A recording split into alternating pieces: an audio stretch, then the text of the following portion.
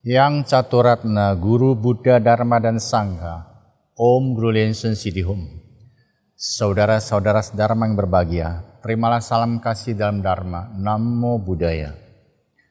Hari ini saya akan lanjut mengajak saudara-saudara mengikuti langkah saya menerobos lorong waktu memasuki tahun 1999 untuk berjalan-jalan di Nepal. Oh ya, ada seorang sesiung di Palembang yang sudah lama sekali kehilangan nomor kontak dengan saya. Kemarin tiba-tiba dia menelpon saya. Dan sesiung ini salah satu yang ikut rombongan kami ke Nepal 22 tahun lalu. Padahal dia tidak tahu saya sedang mengisi ceramah Dharma VVBN dengan topik Dharma Yatra ke Nepal. Nah, memasuki hari kedua di Nepal, hari masih subuh, udara tetap sangat dingin.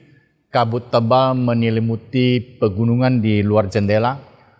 Tour leader yang sekamar dengan saya sudah sibuk di lobi untuk urusan sarapan dan check out. Koper saya sudah rapi sebelum tidur. Selesai mandi, saya mengeluarkan gambar rupang Trimula, Japamala, Wajraganta, dan menyalakan gaharu lingkar kecil untuk puja bakti. Dulu kalau bepergian, perlengkapan puja bakti saya cukup lengkap. Sekarang sudah tidak mungkin lagi membawa Wajraganta dan gaharu. Sekarang kalau bepergian jauh, bawaan saya handphone, berikut kabel charger, alat terapi mata, berikut charger, alat MLT, berikut charger, alat akupresur, termos, sejumlah botol obat-obatan dan vitamin. Sendal, bawa sendal karena tanpa alas kaki akan memperparah sakit tumit setiap injakan di lantai. Terus ada lagi jam meja, bawa jam meja karena kurang baik ya bangun malam-malam lihat jam di HP yang memancarkan cahaya biru.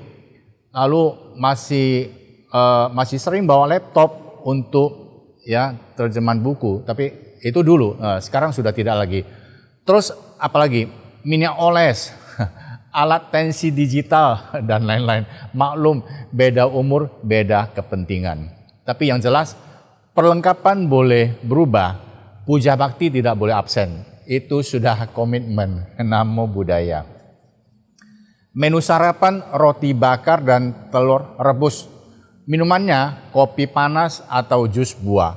Tersedia cukup banyak, terutama roti bakar dan telur rebus. Disajikan khusus buat rombongan kami di atas meja panjang.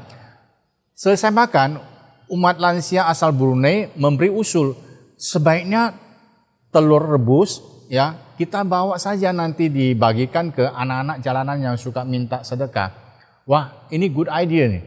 Masalahnya bagaimana kita membungkus sisa makanan di depan mata para pelayan restoran. Tiba-tiba saudara Pan berteriak sambil mengacungkan gelas kosongnya ya ke arah pelayan. Water please. Teman-teman lain segera paham, ikut teriak water please. Saat semua pelayan membawa gelas kosong masuk ke dapur, teman-teman segera gerak cepat memasukkan telur ke dalam saku. Ibu-ibu membungkus roti dengan tisu dan memasukkannya ke dalam tas. Begitu para pelayan muncul dengan membawa minuman, roti dan telur di meja sudah kami sapu bersih.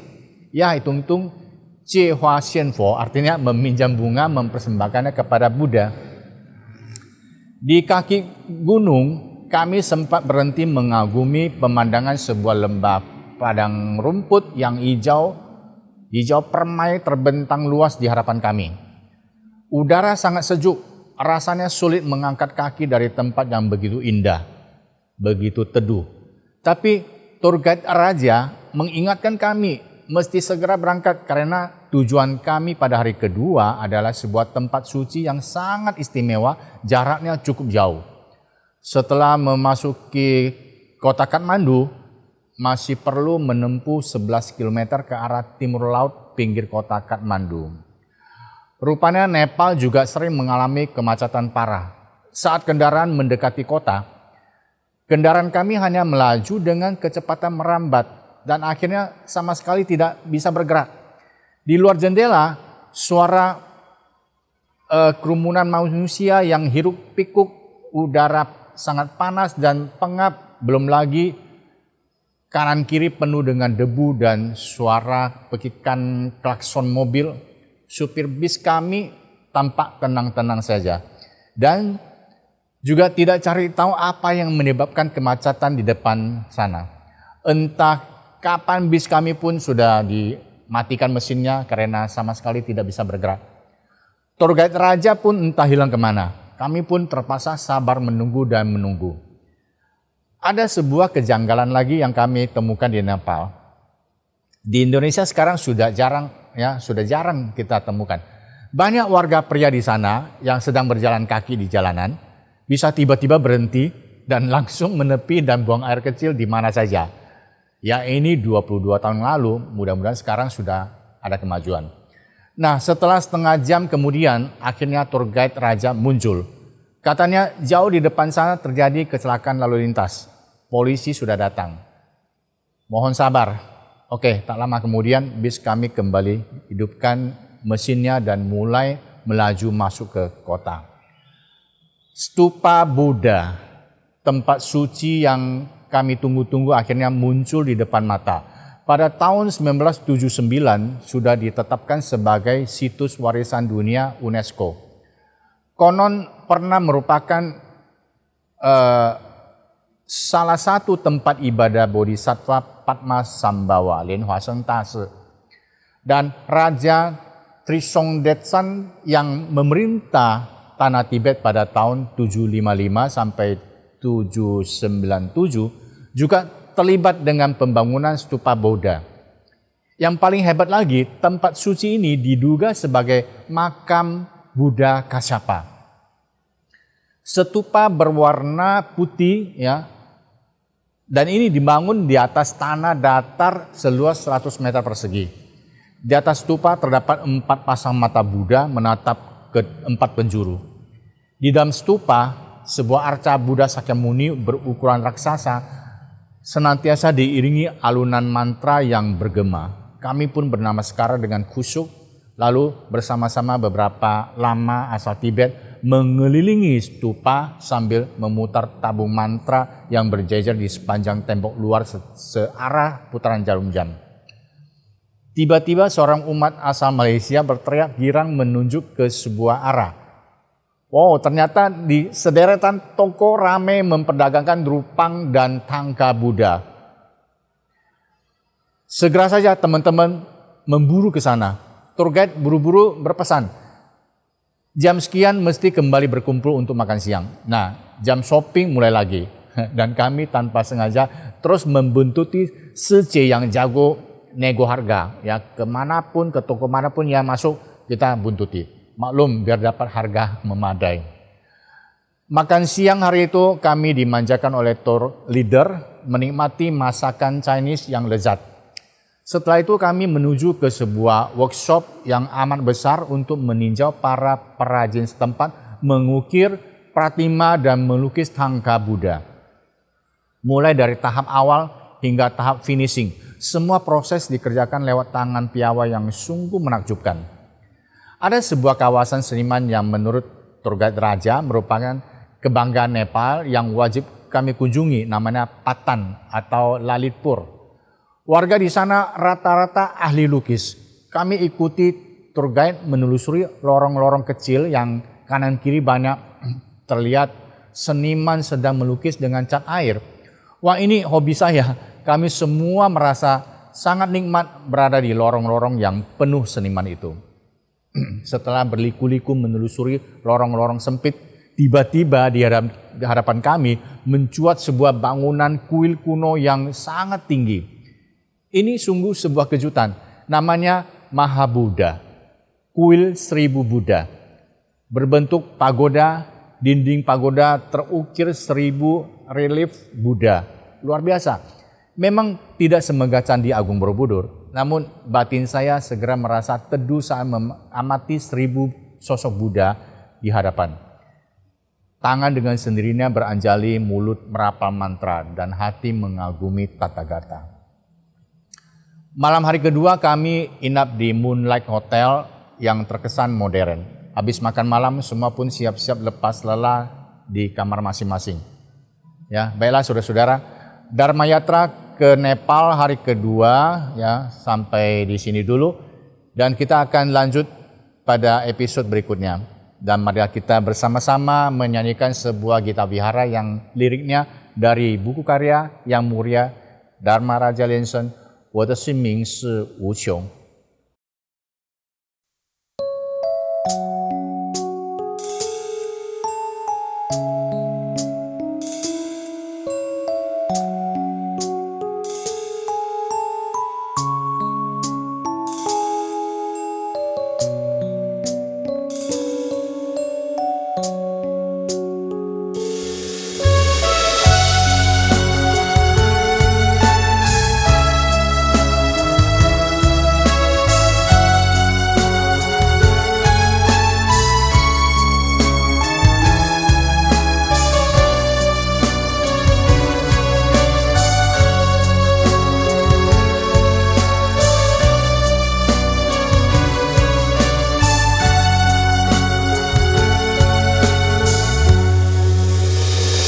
不要看我是灰灰的落日，其实我是冉冉升起的彩虹。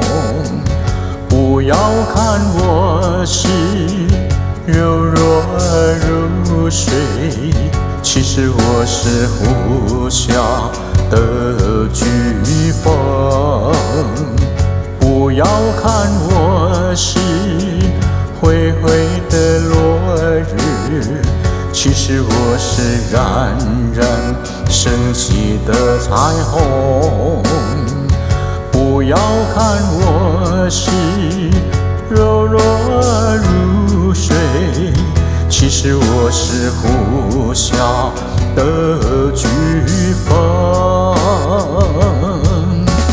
人说我走心，其实我在动，没有人能抓得住我的心里是无穷。人说我走心，其实我在动，没有人能抓得住我的心里是无穷。高高山顶里，深深海底心。高高山顶里，深深海底心。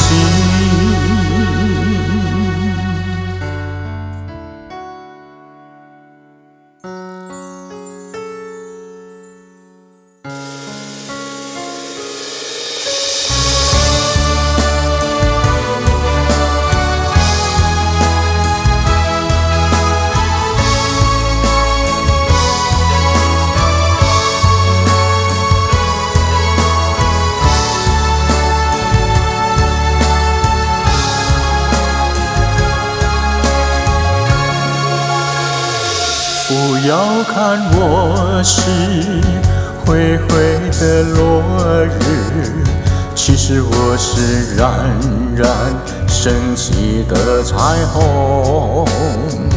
不要看我是柔弱如水，其实我是呼啸的飓风。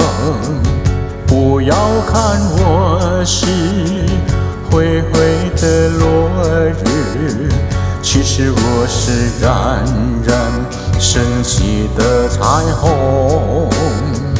不要看我是柔弱如水，其实我是呼啸的飓风。人说我走心，其实我在动，没有人能抓得住我的心里是无穷。人说我走心，其实我在动，没有人能抓得住我的心里是无穷。高高山顶里，深深海底心。高高山顶里，深深海底心。